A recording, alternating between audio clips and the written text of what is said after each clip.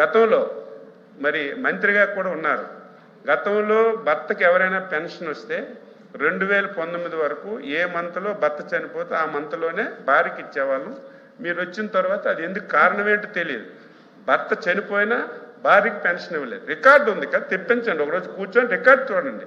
మళ్ళీ మేము వచ్చిన తర్వాత ముఖ్యమంత్రి గారు భర్త చనిపోయినటువంటి వాళ్ళకి ఎవరికైనా సరే పెన్షన్ వస్తే ఇమీడియట్గా ఆ మరుసటి నెలలోనే డైరెక్ట్గా పెన్షన్ ఇమ్మని చెప్పి స్పష్టంగా ఆదేశాలు ఇచ్చాం. అన్నీ జరుగుతున్నాయి. ఇక కొత్తగా వికలాంగులు ఉన్నారు అధ్యక్ష. దుర్మార్గంగా 2019, 25 అర్హత కలిగిన వాళ్ళకి మీరు నిబంధనలు పెట్టి కరెంటు బిల్లు వస్తుందని, కారు ఉందని, భూమి ఉందని, లేకపోతే అది ఉందని, ఇది ఉందని చెప్పి చాలామందికి పార్టీ ముద్రేసి చాలా పెన్షన్లు తీశారు అధ్యక్ష.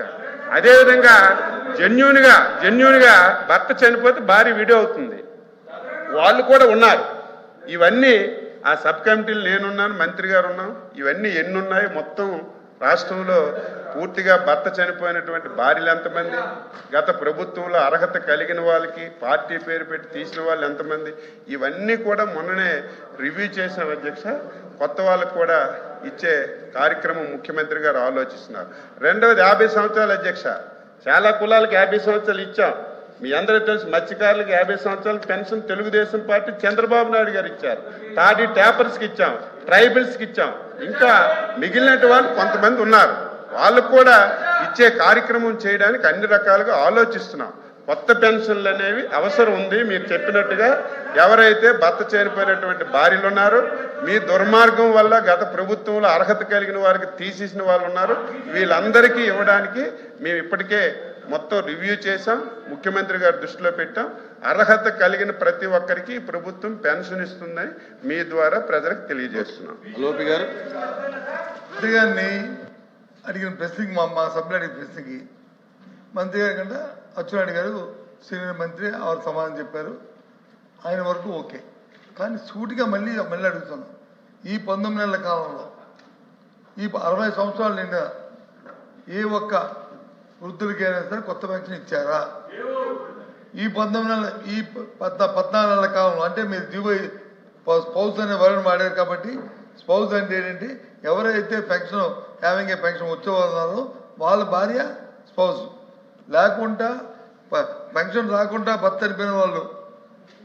ఎందుకంటే 19 నెలల కాలంలో ఎంతోమంది ఉన్నారు కదా చనిపోయిన కాలంలో, వాళ్ళ భార్యలకి ఈ 19 నెలల కాలంలో ఏ ఒక్క పెన్షన్ ఇచ్చారా? ఎప్పుడు ఇస్తారు అంటే 19 నెలల కాలంలో వారు చెప్పింది కానీ మీరు చెప్పింది కానీ ఇవ్వలేదని. ఇంకో విషయం కూడా చెప్పారు ఆయన, ఏది సిగ్నేట్ వ్యాలిడిటీ, ఎవరైతే పెన్షన్ ఎలిజిబిలిటీ కోసం పెట్టాం కదా, ఎలిజిబిలిటీ ఇంతకుముందు ఇచ్చిన ప్రభుత్వం పెట్టిన ఏదైతే ఎలిజిబిలిటీని ఇచ్చారు, మీరేమైనా మార్పులు చేశారా? చేయలేదు కదా. అదే మార్పులు కదా జరుగుతున్నాయి. మరి మీ ప్రభుత్వం వచ్చినందుకు కూడా దాంట్లో ఏం మీరు మార్పులు చేయలేదు కదా. అదే కదా ఇస్తున్నారు ఎలిజిబిలిటీ, అదే కదా క్రైటీరియా. ఆ క్రైటీరియాని మీరు మార్పులు చేయలేదు కాబట్టి అది పక్కన పెట్టండి, అది అప్రస్తుతం. మీరేదో మేము ఉద్ధరించమనడానికి గత సంవత్సరం కూడా 3,000 రూపాయలు ఇచ్చాము. ఈ సంవత్సరం మీరు మీ ఎన్నికల ప్రకారం 4,000 ఇస్తాం, 4,000 మీరు ఇచ్చారు, fine, there is no issue. కానీ 50 సంవత్సరాలకి ఇస్తున్నారు, అది ఈ రోజుకి దాని గురించి ఊసే ఎత్తట్లేదు, మాట్లాడలేదు. అది ప్రజలు తెలుస్తారు. ఇందాకే చెప్పాను, రాబోయే కాలంలో ప్రజలు దాని మీద నేను న్యాయం తెలుస్తారు. మీరు ఎంతవరకు నిజాయితీ పరులో, మీరు ఎంతవరకు మీరు ఎందాకన్నారు కదా, మీరు నిజాయితీ ఏదో ప్రజలు నిర్ణయిస్తారు. కానీ సూటుగా అడుగుతున్నాను, ఏదైతే 19 కాలంలో ఎవరైతే అర్హులు ఉన్నారో, ఎవరైతే వృద్ధులు ఉన్నారో 60 సంవత్సరాలు నిండి వాళ్ళకి పెన్షన్ని ఎప్పటి నుంచి మీరు ఇస్తారు? ఎంతమంది ఆ సంఖ్య ఉంది? ఎంతమంది ఆ సంఖ్య మీద ఉందా? ఎవరైతే వితంతులు ఉన్నారో ఈ 19 నెలల కాలం అంటే 14 అంటే వీళ్ళకి ఇచ్చారు కాబట్టి, ఎవరికి 4 నెలల కంటే స్పౌస్కి స్టార్ట్ చేశారు మీరు ఇస్తామని. కానీ ఎవరైతే ఇంతకుముందు పెన్షన్ దాకా అర్హుతుండి వాళ్ళ భర్త చనిపోతే వాళ్ళకి ఎప్పటి నుంచి మీరు ఇస్తారు? అదేమైనా మీ డేట్ కటాఫ్ డేట్ ఉందా? లేదు 5 సంవత్సరాలు గడిపేస్తారా? పాపాలు వీధులు పడిన దయచేసి మందిగానే కోరుతున్నాం చెప్పండి. చివరిగా ఒక్క నిమిషం, మళ్ళీ దానికి ఎక్కువ వెళ్ళిపోవద్దు. చివరిగా మీ ప్రశ్న ఏంటండి? సార్, సకల శాఖ మంత్రులు అచ్చెన్నాయుడు గారు, అలాగే కన్సర్న్ మంత్రి శ్రీనివాస్ గారు సభను తప్పుదో పట్టిస్తున్నారు సార్. 2019 నుంచి 24 వరకు స్పోర్ట్స్ కేసులు అసలు ఇవ్వనే లేదు. ప్రతి వాళ్లకు ఎవరు చనిపోయినా అందరికీ అర్హత తీసుకొని వాళ్ళకి 6 నెలలకు ఒకసారి పెన్షన్లు ఇచ్చింటే ఇవ్వలేదని చెప్పడం ఎంత దుర్మార్గం అధ్యక్ష. ఈరోజు వీళ్ళు మాట్లాడుతున్నారు చనిపోయిన వాళ్ళు 1,00,000 పైబడి ఉంటారంటారు. చనిపోయిన వాళ్ళకి ప్రతి వాళ్ళకి ఇస్తున్నామన్నప్పుడు మరి మీరు కొత్త పెన్షన్లు ఎప్పుడు ఇస్తున్నారు చెప్పండి అధ్యక్ష మంత్రి గారిని. ఏ ఒక్కటి 66 లక్షల పైచిలకు పెన్షన్లు వస్తుంటే ఈరోజు 60 లక్షల వరకే ఇస్తున్నారు.